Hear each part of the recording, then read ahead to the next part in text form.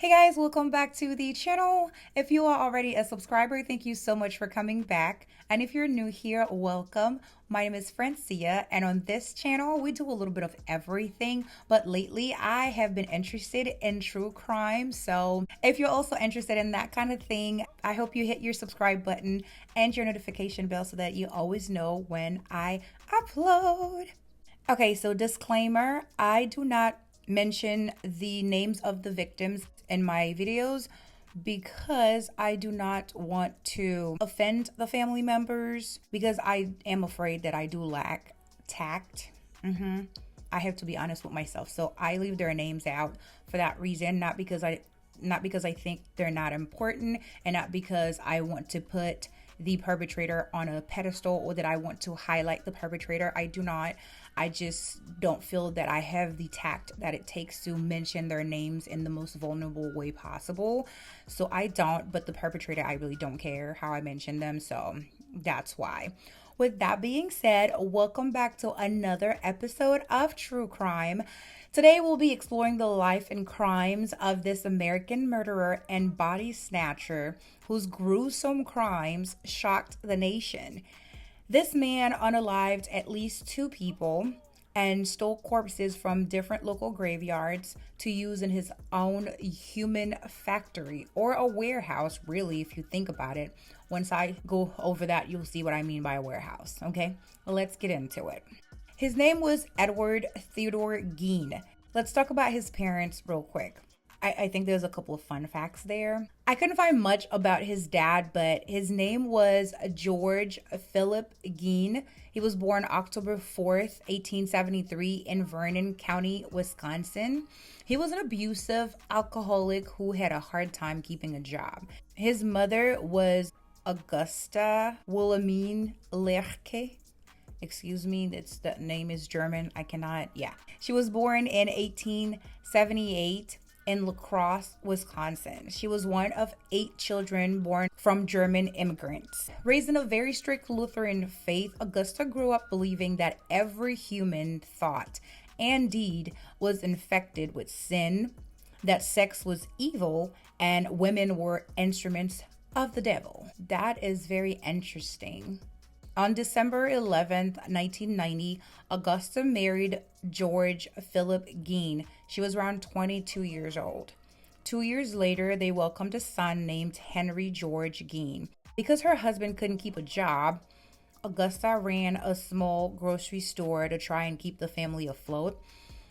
And it wasn't long before she started to resent her husband. Yeah, so it's always been a thing. It's not a new thing now. If you're the dude and you're not doing much and the woman has to carry the family, I don't care how cool she makes it sound or how secure she makes you feel, she will resent you, okay? That's the nature of things. You cannot change how we're wired. You're wired to do the work and I'm wired to nurture. If I have to fulfill your role as the man, there will be resentment. People like to lie to themselves a lot of the time, saying like, oh no, she's okay with it, she's fine. And even the woman will be like, no, I'm fine being the provider. No, you were not created to be a provider. So yeah, it's always been a thing. And this was the early 1900s, and the homegirl resented her husband for not being able to work and for her having to do what her husband was supposed to be doing.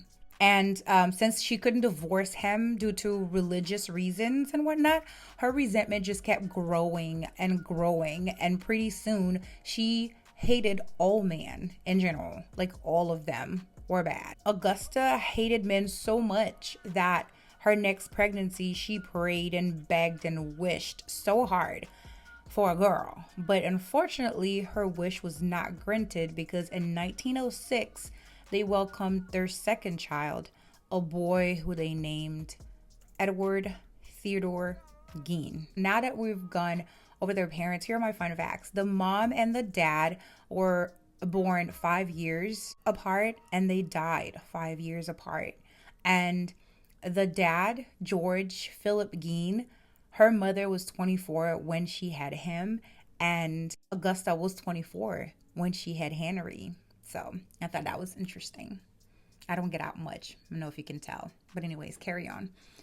Gein was raised by his strict, overbearing, overprotective mother, Augusta, who didn't want her sons to turn out like the man she had married, okay? That lady did not like this man. So she instilled in them a deep sense of fear for women.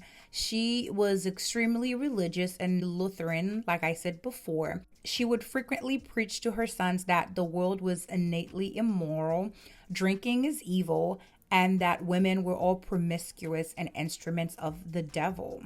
Yikes. Augusta just did not like women, and she just did not like her husband. Okay. She would read the Bible to them every day, mostly passages from the Old Testament and the book of Revelations. And it always was the part that talked about death, murder, and divine retribution. Over time, Augusta felt like there was too much going on in La Crosse, which is the city that they lived in, perhaps too many women, right? So she demanded that they moved. They ended up selling the grocery store and moving the family on a 155-acre farm in Plainfield, Wisconsin in 1915. So Ed was about 9 years old. It was said that the mom, Augusta, took advantage of the isolation the farm provided to keep people away that could potentially influence her children. They were only allowed to leave the farm for school. Otherwise, they would spend time doing chores on the farm. Gein was said to be shy and have strange mannerisms like laughing at himself randomly while sitting in class. Okay, that's weird. Because sometimes you tell yourself the best jokes and you just laugh. It happens. I guess I'm weird. Well, all right then. Gein had a troubled childhood marked by isolation and bullying. And sadly, his dad would beat him frequently for crying about being bullied at school. And his mom would also punish him if he tried to make friends. When Ed was around 12 years old, his mom caught him pleasing himself, in the bathroom.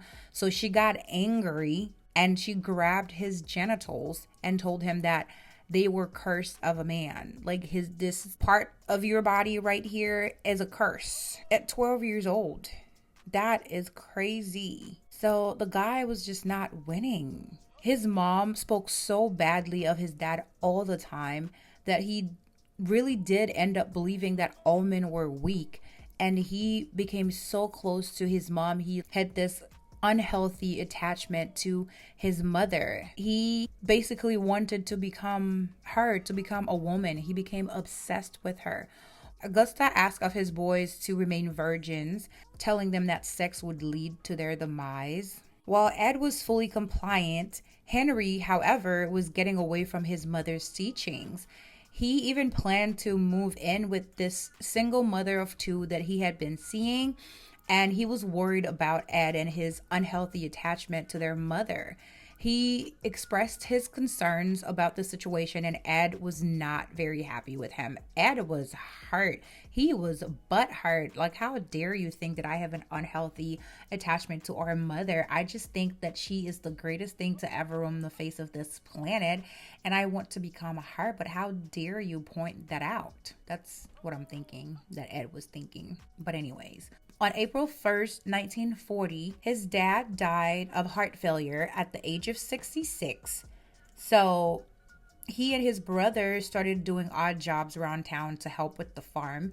It was said that the mom, Augusta, didn't really care about her husband passing. It's not funny, but this lady was just, she was intense.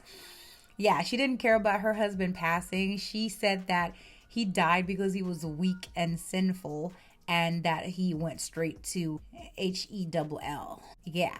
Well, Augusta, if that was the case, number one, there would be no man alive. Number two, there would be no woman alive because we all sinful.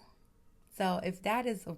Anyways, Augusta had some stuff going on. On May 16, 1944, Henry and Ed were burning some stuff on the farm, vegetation stuff, and the fire got out of control. The fire department came to help put the fire out, and after it was all said and done, Ed reported his brother missing.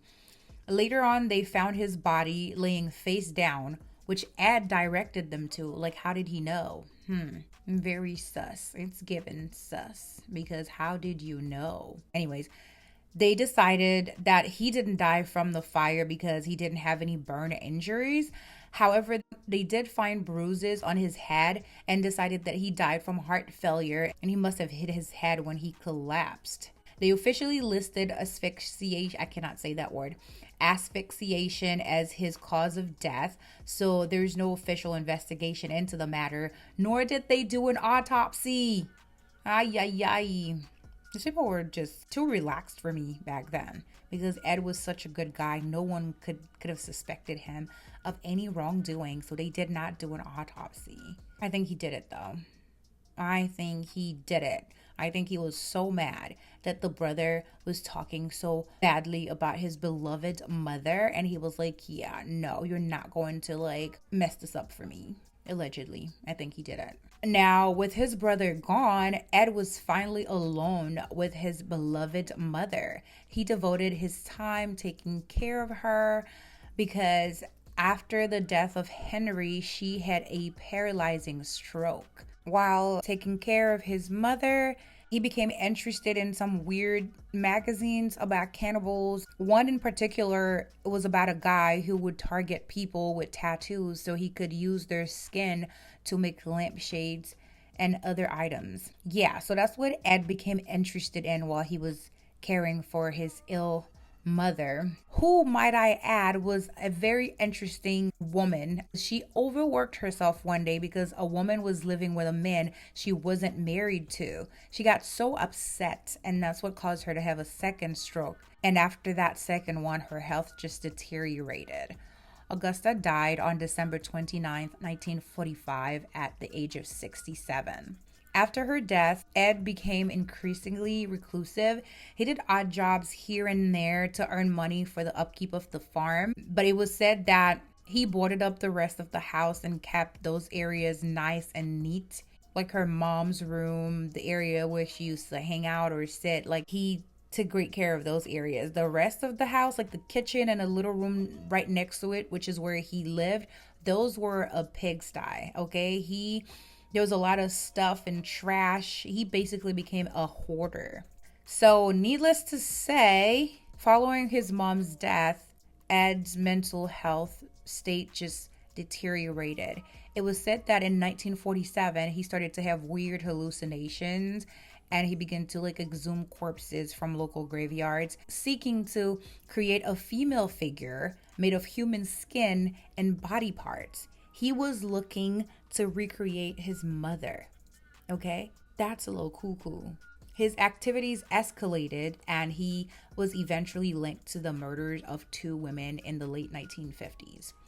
So, in the morning of November 16th, 1957, a 58-year-old hardware store owner disappeared. The hardware truck was seen driving out the back of the building around 9:30 in the morning, and around 5 p.m., the lady's son, who was a sheriff deputy, came to the store. He found the cash register open and there was blood stains on the floor. He told investigators that on the evening before his mother disappeared, Ed had been seen in the store and was expected to come back in the morning for half a gallon of antifreeze. And there is a receipt for antifreeze that was found there at the, store.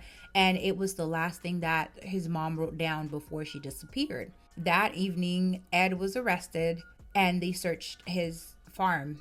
Okay, this is where I have to remind you of my disclaimer in the beginning. This is where you need to start bracing yourselves because it gets a little gruesome. Okay, a lot gruesome. Okay.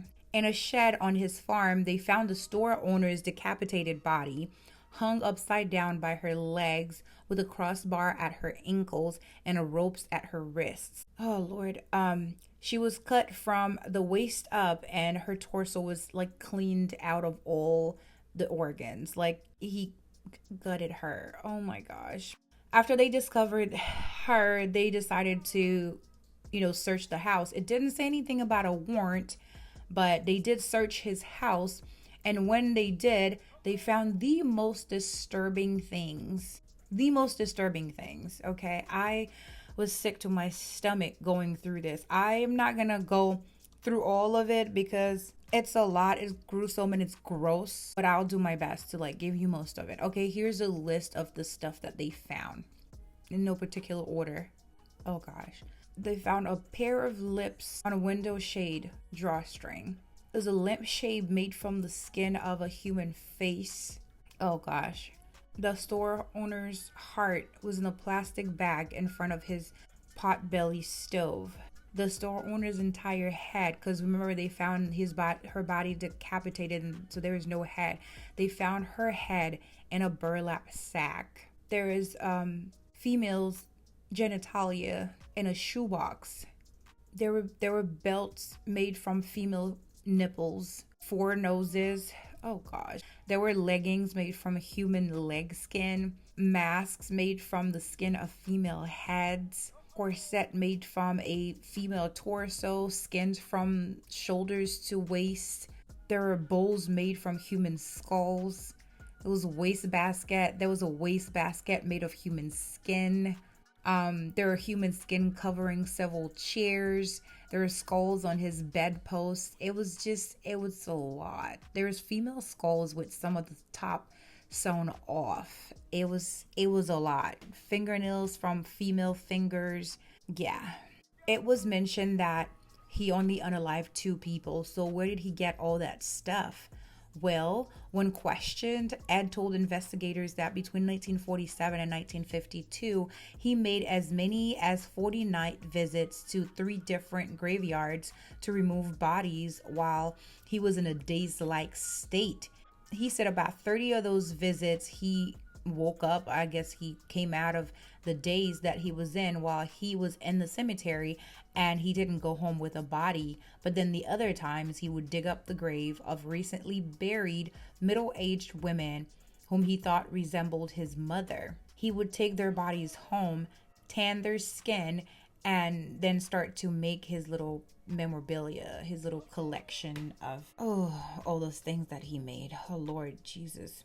He admitted to stealing from at least 9 graveyards, and he even let investigators to their location. So why did he do all of this? He apparently was trying to recreate a woman's suit so that he could become his mother. It was even said that he would put on the mask and the leggings and he would like walk around his house as a woman. Oh Lord. He wanted to literally crawl into his mother's skin. Now, he denied having sex with the bodies he had exhumed because they smelled bad. And I'm like, so would you do stuff with them if they didn't smell bad? You shouldn't be mentioning a reason as to why you didn't have sex with a whole bunch of dead bodies that you stole from graveyards. He also admitted to shooting this other woman that had been missing a couple of years prior. So he was charged with murder.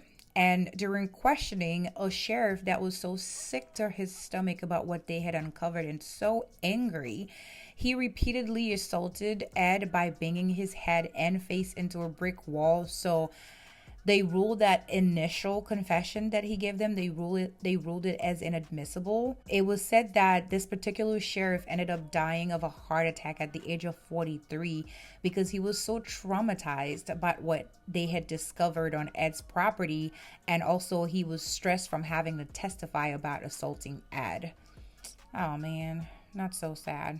Ed was suspected of having unalived more people, but later on, a lie detector test would exonerate him of any of those other murders, and a psychiatrist concluded that his violence was only directed towards women who physically looked like his mother. So he wasn't charged for those. On November 21st, 1957, Ed was arraigned on 1 count of first-degree murder in Worcester, in Washoe County Court, where he pleaded not guilty by reason of insanity. Ed was diagnosed with schizophrenia and was found to be mentally incompetent and unfit to stand trial. He was sent to Central State Hospital for the Criminally Insane, which is a maximum security facility in Waupun. Oh Lord Jesus, I'm butchering these names. And he was transferred to Mendota State Hospital in Madison. In 1968, about 11 years later, doctors cleared Ed and he was able to stand trial. His trial began on November 7th of 1968 and it lasted about a week. A psychiatrist testified that Ed told them that he did not mean to shoot that store owner. He said that he was looking at guns in the store and the rifle accidentally went off and that he did not aim at her. And then he claimed that he didn't remember anything else that happened that morning. It was said that his defense team requested for him not to have a jury for his trial. I'm not sure why, though. Why would defense lawyers request for there not to be a jury? I don't know. Comment below if you know the reason as to why they would do that. Ed was found guilty by a judge on November 14th, and then there was a second trial that was held for his sanity. And after testimonies by different doctors, the judge ruled him not guilty by reason of insanity, and he was committed to Central State Hospital for the criminally insane, where he would spend the rest of his life. It was also reported that he was only charged for that one murder, even though he admitted to unaliving the other lady years prior. He was only charged for that one because of financial reasons. Later on, his property was appraised for a good amount of money. And his possessions were scheduled to be auctioned on March 30th of 1958. However, in the morning of March 20th, his property was caught on fire. His house was destroyed, and it was said that arson was suspected, but the cause of fire was never really determined.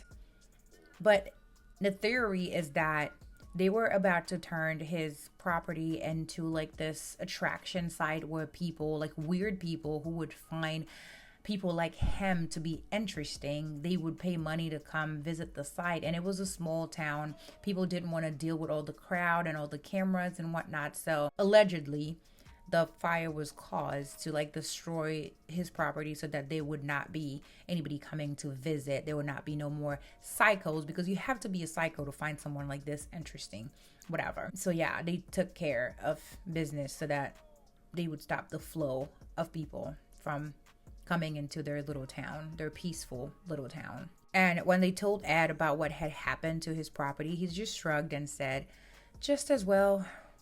It is what it is, Ed. It is what it is. Ed died at the Mendota Mental Health Institute due to respiratory failure secondary to lung cancer on July 26, 1984, at the age of 77. It was said that over the years, people would chip pieces from his gravestone at the Plainfield Cemetery. It's not funny. Why are you stealing pieces of a gravestone? What? That's crazy. Anyways, they would steal pieces to go sell it until the stone itself was stolen in 2000. They found it in June of 2001 somewhere near Seattle, Washington.